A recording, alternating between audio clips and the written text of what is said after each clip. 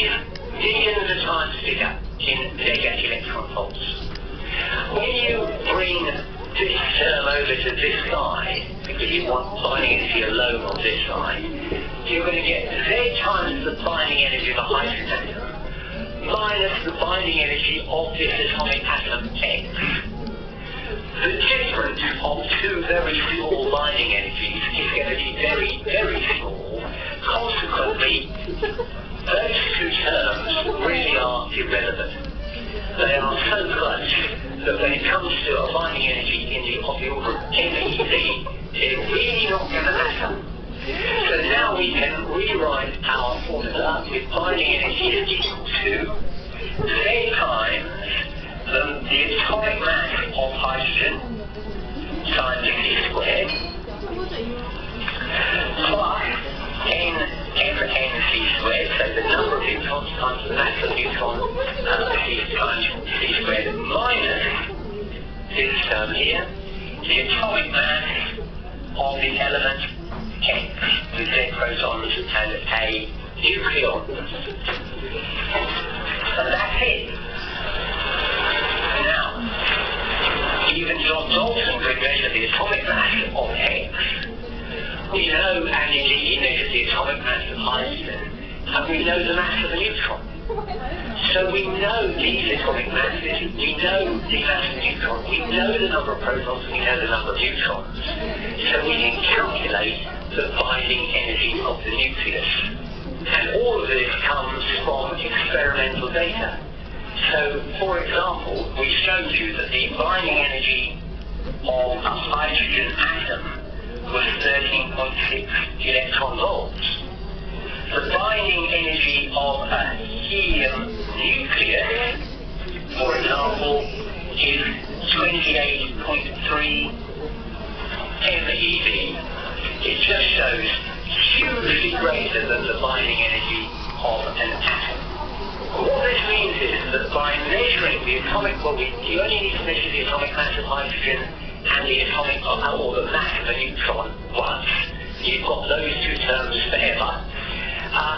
You've just got to measure the atomic mass of all the elements, and for each element using this formula, you can calculate the associated binding energy of the nucleus. So the nuclear binding energy can be calculated from experimental results for all nuclei. So the binding energy is, as it were, the energy that is holding the nucleus together, and the nucleus consists of protons and neutrons, and we know that were there to be no binding energy, the protons would force the nucleus to disintegrate because they would repel and push the nucleons apart, and the binding energy overcomes this and holds them together. But now let's ask, what is the actual force of the nuclear force that is providing this thing, this, as it were, connecting of the nucleons together?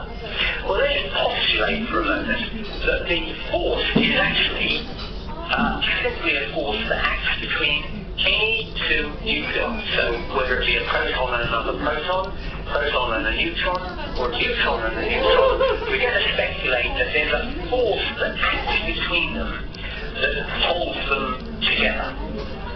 So in other words, the more pairs of nucleons you have, the stronger will be the force, because each pair is contributing one bit of the force. Well, how many pairs do you get? Well, let's think about the number of nucleons. If you've got, say, 3, 1, 2, 3, how many pairs are there? There are 1, 2, 3 pairs. If you've got 4 nucleons, 1, 2, 3, 4, then you've got 1, 2, 3, 4, 5, 6 pairs.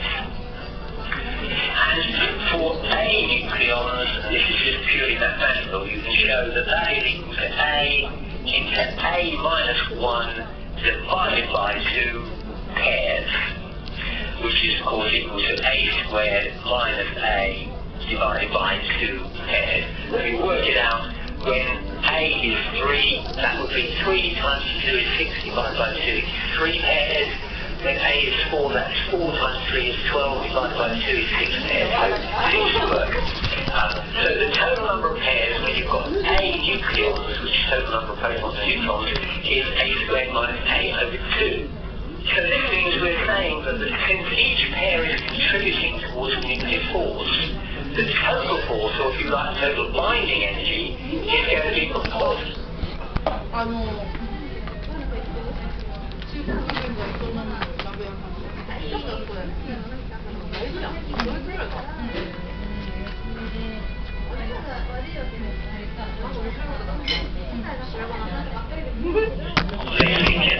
Very roughly, the binding energy of the nucleus is proportional to A squared.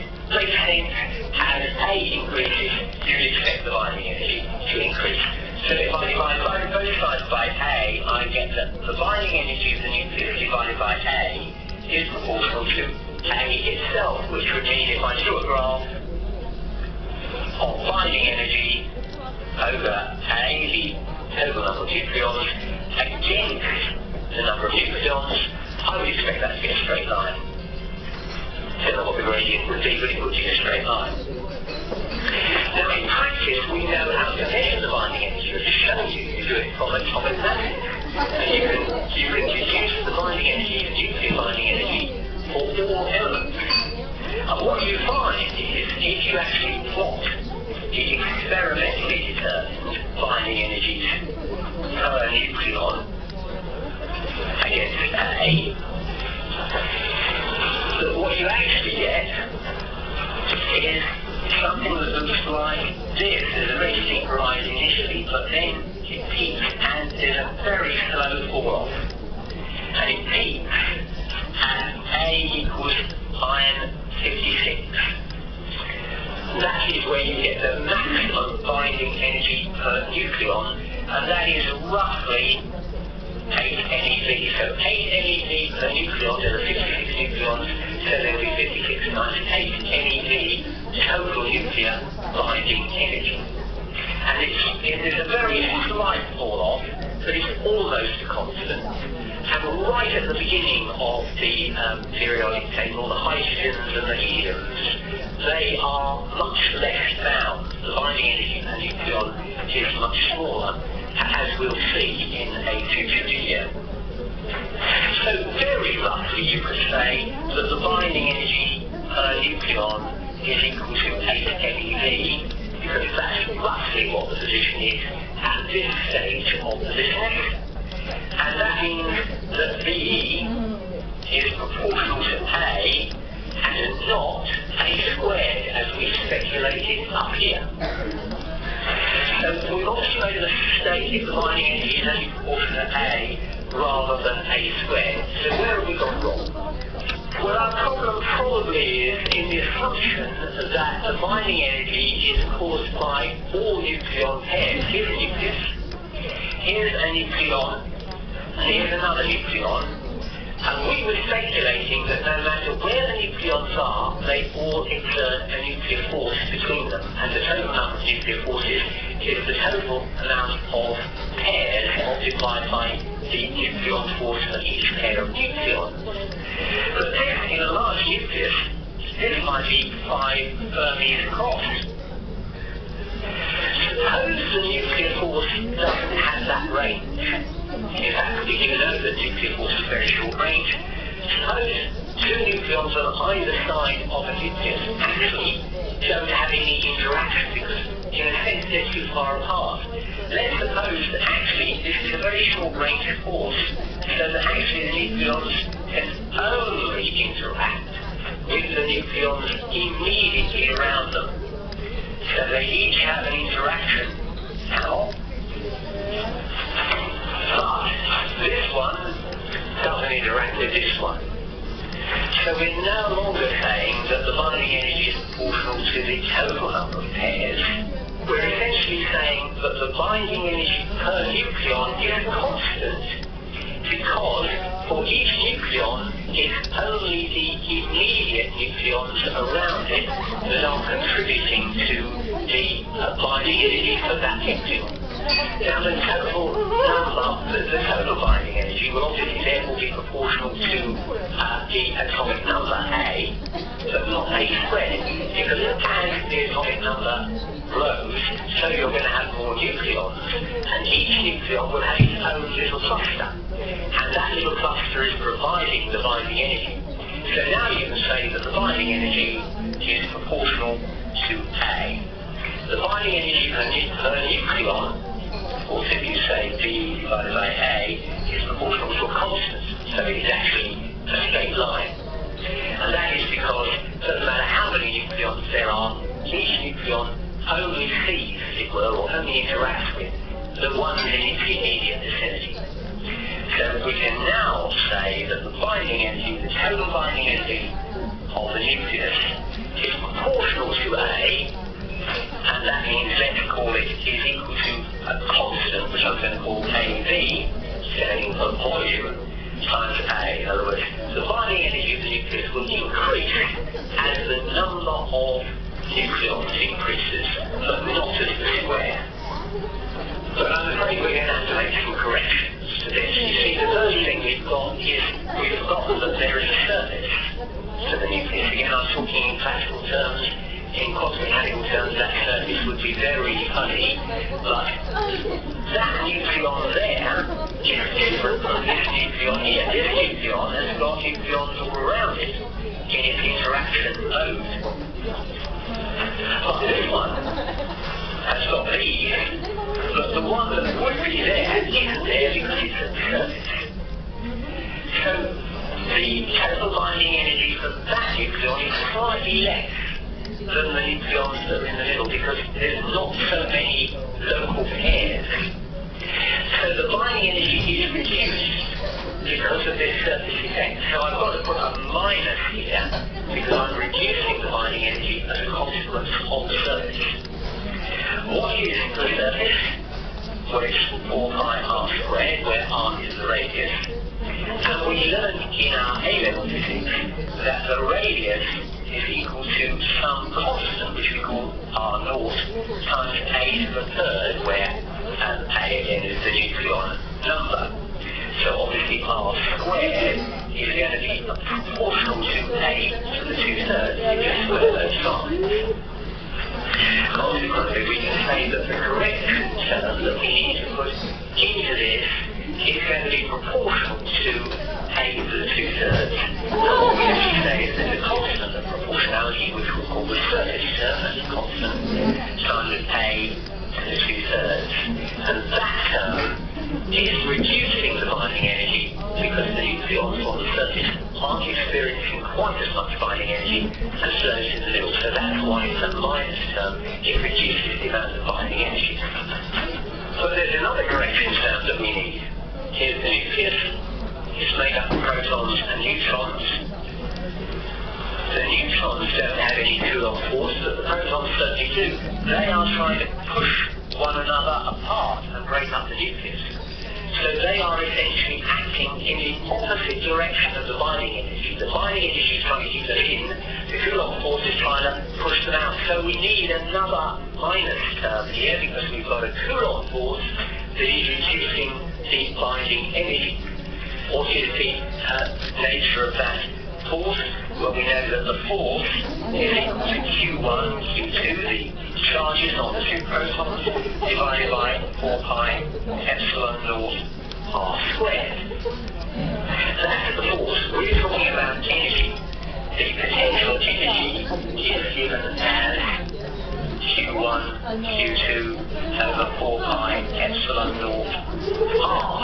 So it's just a 1 over r dependence, which of course is just a constant because these are going to be the charges of the protons, which is constant. 4 pi epsilon naught is constant. So the only variable here is r, and as we've seen, r is proportional to a to the 1/3, so we just need to put a to the 1/3 here. So that is going to be the potential energy between any two protons. How many pairs of protons are there going to be? Well, just as before, the total number of pairs, if there are Z protons, the total number of pairs is Z into Z minus 1 over 2. So as it were, the potential energy term that we're going to need to put in will have a Z into Z minus 1 divided by a to the third. 2, we can wrap up in this constant. So we now need to have because this is the total number of proton pairs, this is the contribution to reducing the binding energy of each pair. So you multiply this by this, and you take the 2 and you wrap it up in the constant. So now we need this minus term here, which is Z into Z minus 1 times the constant, which we'll call AC, that's the Coulomb constant, divided by A to the 1/3. And that is the technical, that is the technical done. But there are 2 more, as it were, quantum mechanical corrections to be made. The first recognises the Pauline's fusion principle, that you cannot have all these nucleons at the same energy level. They are now occupy energy levels. The way it works is that 1 proton spin up and 1 proton spin down, and 1 neutron spin up and 1 neutron spin down. They occupy the lowest level, but they have a level. So further protons have to occupy spin up, spin down, and neutrons spin up, spin down to the energy level, and so on. Okay, you've used up all your protons.